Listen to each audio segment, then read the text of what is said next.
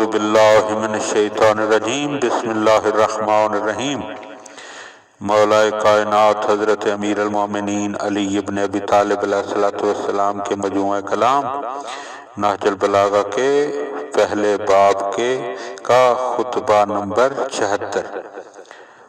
وَمِن کلمۃ کان علیہ السلام یدعو بہا، امیر المومنین علیہ السلام کے دعائیہ کلمات: اللہم اغفر لی ما انت عالم بہ منی وان عدت فعد علی بالمغفرۃ، اللہم اغفر لی ما رأیت من نفسی ولم تجد لہ وفاء عندی، اللہم اغفر لی ما تقربت بہ الیک بلسانی ثم خالفہ قلبی، اللہم اغفر لی رمضات الالحاظ وسقطات الالفاظ وشہوات الجنان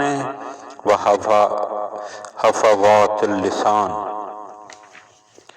اے اللہ، تو ان چیزوں کو بخش دے جنہیں تو مجھ سے زیادہ جانتا ہے۔ اگر میں گناہ کی طرف پلٹوں تو اپنی مغفرت کے ساتھ پلٹ، وار الہ جس عمل خیر کی بجا لانے کا میں نے اپنے آپ سے وعدہ کیا تھا مگر تو نے اسے پورا ہوتے ہوئے نہ پایا، اسے بھی بخش دے۔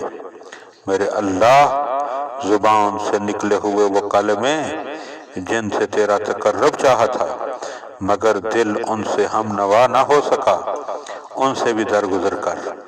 پروردگار، تو آنکھوں کے طنزیہ اشاروں اور ناشائستہ کلموں اور دل کی بری خواہشوں اور زبان کی ہرزہ سرائیوں کو معاف فرما دے۔